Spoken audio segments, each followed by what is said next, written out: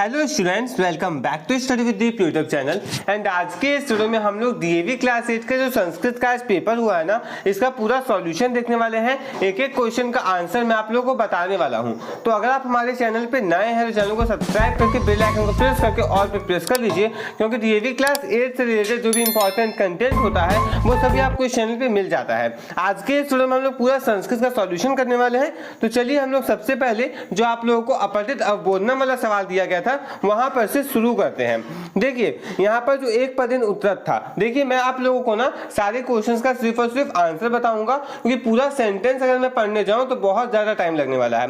तो सबसे पहले क्वेश्चन का जो आंसर था वो हो जाता असत्यम। उसके बाद आप लोगों का जो अगला क्वेश्चन है इसका आंसर हो जाता लोके।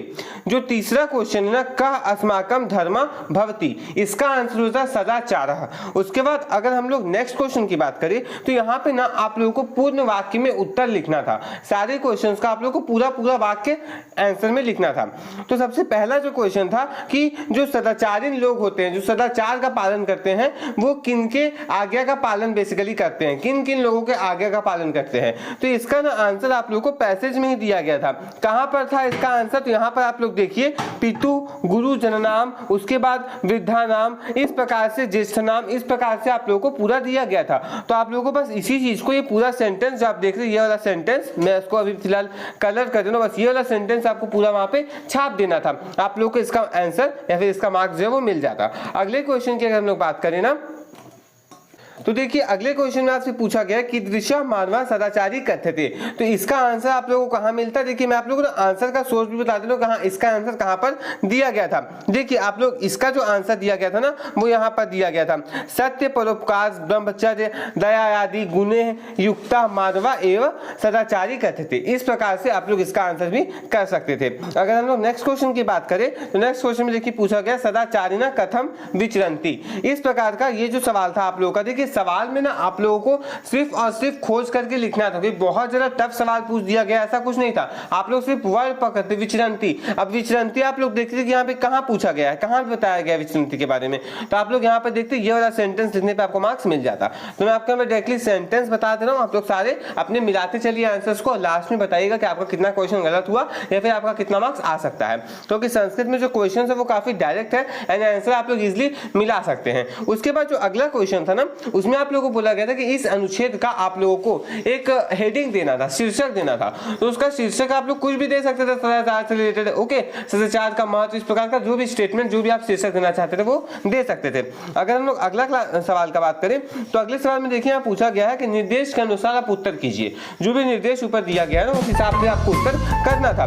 जैसे पहला सवाल यहाँ पे पूछा गया है, इसमें पूछा गया सत्यम का विलोम क्या होगा। तो ऑब्वियस का बात है कि सत्यम का विलोम क्या होगा, असत्यम होगा, ग ऑप्शन। उसके बाद जो नेक्स्ट क्वेश्चन है इसमें आप लोगों को ना क्रियापदम पूछा गया था, क्रिया क्या है, तो इसका आंसर था खा ऑप्शन, सदाचार। उसके बाद जो थर्ड क्वेश्चन है इसमें आप लोगों से विशेषण पद पूछा गया था। अब आप खुद सोचिए विशेषण क्या हो सकता है, श्रेष्ठ, तो ये आपको ऑप्शन नंबर खा में मिल रहा था। अब देखिए यहाँ पर क्या है, आप लोगों को पूछा गया है ना, नरः इति पदस्य पर्याय पदम गद्यांशे की प्रयुक्तम, यानी कि नर का इसमें पर्यायवाची शब्द जो है वो क्या यूज किया गया। तो ऑब्वियस सवाल है मानवा ही यूज किया गया और क्या यूज किया जाएगा। तो ऑप्शन नंबर का जो है इसका सही आंसर हो जाता। देखिए खंड खा का जो दूसरा सवाल है, इसमें आप लोगों ने एक पत्र कंप्लीट करना था। तो मैं आप लोगों को बता देता हूँ, ध्यान से सुनिएगा पत्र में आप क्या क्या कर सकते थे। सबसे पहले प्रिय मित्र सौरभ के बाद आप लोग यहाँ पे करते नमस्ते। उसके बाद जो सेकेंड ऑप्शन था ये वाला, इसको आप कुशलम से भरते। थर्ड ऑप्शन में आपका आ जाता ज्ञातवा, थर्ड गैप में। उसके बाद जो फोर्थ था इसमें आपका हो जाता छात्रा। उसके बाद जो पांचवा है इसमें प्रदर्शनम हो जाता। उसके बाद छठा अलौकिकम हो जाता। उसके बाद सातवां निवेदयामी हो जाता। आठवां दृष्टुम, नौवां सादरम और 10वां जिसमें आपको नाम लिखना था बेसिकली, ये 10वां पार्ट जो भी यहाँ पे ये देखिए, इसमें आपका क्या हो जाता है देवेशः। ये आपका पूरा पत्र वाला पार्ट बेसिकली हो जाता। अब देखिए ये वाला जो सवाल है थर्ड क्वेश्चन, इसमें आप लोगों को ना बेसिकली एक चित्र दिया गया है और इसमें आपको मंजूषा दिया गया है, जिसके माध्यम से आपको 5 वाक्य बनाने थे। तो आप मंजूषा का यूज करके किसी प्रकार का कोई भी 5 वाक्य बना सकते थे, जैसे कि सूरज के बारे में कोई वाक्य बनाए थे, घर से रिलेटेड कोई वाक्य बनाए थे। तो संस्कृत में आप लोगों पे 5 वाक्य जो है वो किसी भी हिसाब से कंप्लीट कर देने थे। अब देखिए ये आपका फोर्थ क्वेश्चन है। फोर्थ क्वेश्चन में ना आप लोगों को गैप्स भरना था और यहाँ पे आपको मंजूषा दिया। पर देखिए इसमें क्या है कि आप लोगों को गैप्स भरना था। इसमें सबसे पहला जो क्वेश्चन था, इनकी सबसे पहला जो गैप था वो कैसे भरा था, सबसे पहला गैप भरा था आप लोग का निर्धना से, ये आता निर्धना फर्स्ट का हो जाता। उसके बाद आप लोग का जो सेकंड क्वेश्चन, सेकंड वाला जो गैप है उसमें यज्ञ कर्म आता, क्या आता यज्ञ कर्म, ये आपका सेकंड में आ जाता यज्ञ कर्म। उसके बाद जो थर्ड गैप आपको दिया गया है उसमें आता स्नेहम। फोर्थ गैप जो आप लोगों को दिया गया है उसमें आता शिक्षयति। ओके, मैं आपको बताता चल रहा हूँ, ये फोर्थ गैप में आता। ओके, स्नेहम आपका थर्ड गैप का पार्ट था। इस प्रकार से मैं सिर्फ आपको आंसर बता दूं, क्योंकि पूरा का पूरा पत्र पढ़ने जाऊंगा तो बहुत ज्यादा टाइम लग जाएगा, और चूंकि मुझे अभी आपको हिंदी की तैयारी भी करवानी है इसलिए मैं यहाँ पे टाइम बचा रहा हूँ। आप सिर्फ आंसर्स को देखते चलिए। जो फिफ्थ गैप था उसमें आपका हो जाता परिश्रमेण, क्या हो जाता परिश्रमेण। उसके बाद जो सिक्स्थ गैप था, सिक्स्थ गैप में आपका हो जाता कुर्वंती। सेवंथ गैप में हो जाता सेवाम, सेवंथ गैप में क्या होता, सेवंथ गैप में हो जाता सेवा। उसके बाद एट्थ गैप में आपका होता कुर्यात। नाइन्थ गैप में आशीर्वादेन। उसके बाद आपका जो लास्ट गैप था टेंथ गैप, उसमें आपको हो जाता धन्यम। बस अगर आप इस प्रकार से सारे आंसर्स को भरते तो आपको पूरा का पूरा 5 मार्क्स इसमें दे दिया जाता। तो संस्कृत का पेपर कोई बहुत ज्यादा टफ आया था ऐसा बात नहीं था, सवाल ईजी था, बट वही था कि आप लोगों को पूरा का पूरा पढ़ के जाना चाहिए था। जैसा कि मैंने आपको पहले ही कहा था अपने वीडियोस में, सिलेबस वाले वीडियो में, सैंपल पेपर वाले वीडियो में, कि आपको पूरा का पूरा सिलेबस पढ़ के जाना होगा, व्याकरण सब करके जाना होगा, पत्र सब करके जाना होगा, तभी आप अच्छे से मार्क्स उठा पाएंगे। उसके बाद आइए आप लोग अगला सवाल, इसमें आपको रामायण से रिलेटेड ना कुछ सवाल दिए गए। अब देखिए यहाँ पे मैं आपको सिर्फ और सिर्फ जैसे आंसर बता रहा हूँ वैसे ही बताता चल रहा हूँ।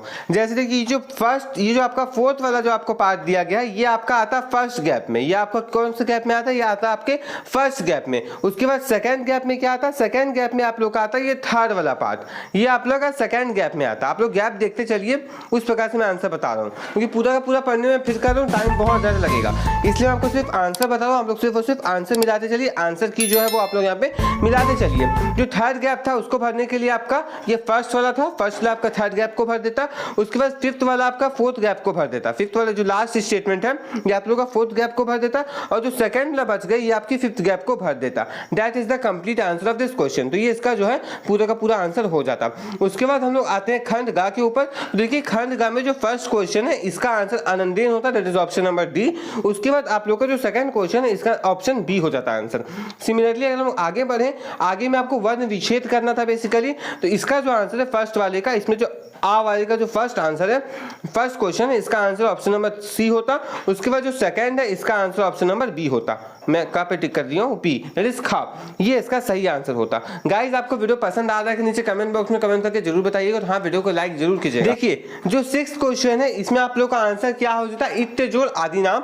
उसके बाद जो इसमें सेकंड क्वेश्चन है प्रतीक्षाम हो जाता है इसका आंसर। उसके बाद सदा जोड़ एव हो जाता, और जो लास्ट क्वेश्चन था नवीनम गृह, इसका आंसर ये हो जाता।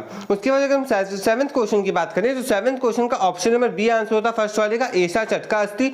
उसके बाद जो सेकंड क्वेश्चन है ना इसका आंसर हो जाता नदी, सेकंड क्वेश्चन का आंसर क्या हो जाता नदी। सिमिलरली आप लोग अगले दोनों सवालों का आंसर मुझे कमेंट बॉक्स में कमेंट करके बताइएगा गाइस, और मैं वहां पे कंफर्म करूंगा कि आपका आंसर सही है कि नहीं, क्योंकि सारा मेहनत मैं ही करूं। आप लोग भी कमेंट बॉक्स में कमेंट करके बताइए कि आपने सी और डी का आंसर क्या लिखा था, वहां पे मैं आपको आंसर बता दूंगा। अगर हम लोग 8th क्वेश्चन की बात करें तो ये आपका जो क्वेश्चन था वो संख्या पे बेस्ड था। अगर संख्या वाले क्वेश्चन का बात करें तो 90 का क्या हो जाता नवति। उसके बाद 75 का हो जाता पंच सप्तति। उसके बाद यहाँ 4 वाला जो था क्वेश्चन के हिसाब से इसका आंसर होता चतवारी, बी ऑप्शन। एंड उसी हिसाब से हम लोग फोर्थ क्वेश्चन का बात करें तो इसका आंसर था ऑप्शन नंबर डी। अगर हम लोग 9th क्वेश्चन की बात करें तो 9th क्वेश्चन में आप लोगों को जो पहला सवाल है इसका आंसर हो जाता सप्तमी, सेकंड वाले का आंसर होता षष्ठी, थर्ड वाले का फिर से सप्तमी, फोर्थ वाले का द्वितीय, और फिफ्थ वाले का षष्ठी। ये आपका क्वेश्चन कंप्लीट हो गया। अब देखिए जो 10th क्वेश्चन था इसमें आप लोगों का जो फर्स्ट ऑप्शन है, फर्स्ट क्वेश्चन, इसका ऑप्शन नंबर सी आंसर होता। सिमिलरली जो नेक्स्ट क्वेश्चन है इसका होता ऑप्शन नंबर ए। उसके बाद जो थर्ड क्वेश्चन है इसका होता ऑप्शन नंबर घ। जो फोर्थ क्वेश्चन है ना इसका आंसर हो जाता ऑप्शन नंबर बी। तो इस प्रकार से आपके सारे के सारे क्वेश्चंस यहाँ पर सॉल्व हो सकते थे।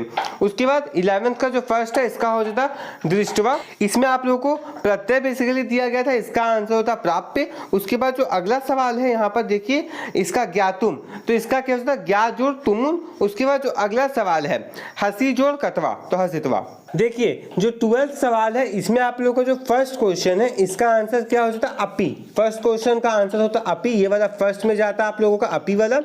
उसके बाद जो नेक्स्ट क्वेश्चन है, नेक्स्ट क्वेश्चन मम जलम पितवा, इसका आंसर होता एव। और जो लास्ट क्वेश्चन है उसका आंसर हो जाता सिमिलरली अत्र। ओके आगे बढ़ते हैं नेक्स्ट क्वेश्चन की तरफ। नेक्स्ट क्वेश्चन में देखिए आप लोगों को क्या बोला गया है ना कि यहाँ पर उपसर्ग को संजो करके या फिर उसको तोड़ के आपको लिखना है। जैसे कि जो फर्स्ट क्वेश्चन है इसका आंसर क्या हो जाएगा, प्रविशामी ना। उसके बाद जो सेकंड क्वेश्चन है इसका आंसर हो जाएगा उपजोड़ विशंति। उसके बाद जो अगला क्वेश्चन है ये हो जाएगा सम्मानम। काफी आसान सवाल था ये सब।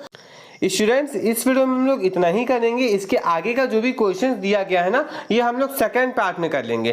सेकंड पार्ट का लिंक आपको नीचे डिस्क्रिप्शन पर दे दिया जाएगा, तो आप लोग सेकंड पार्ट को भी जरूर से जरूर देख लीजिएगा। आज के इस वीडियो में हम लोगों ने 3 खंड को पूरी तरह से कंप्लीट कर लिया। आई होप आपको ये वीडियो पसंद आया होगा। अगर आपको ये वीडियो अच्छा लगा ना तो इस वीडियो को लाइक कर दीजिए, और अगर आप चैनल पर नए थे तो चैनल को सब्सक्राइब करके बेल आइकन को प्रेस करके और प्रेस कर लीजिएगा, क्योंकि हम आपके लिए ऐसा एजुकेशन लाते रहते हैं। मिलते हैं नेक्स्ट वीडियो में। Thanks for watching.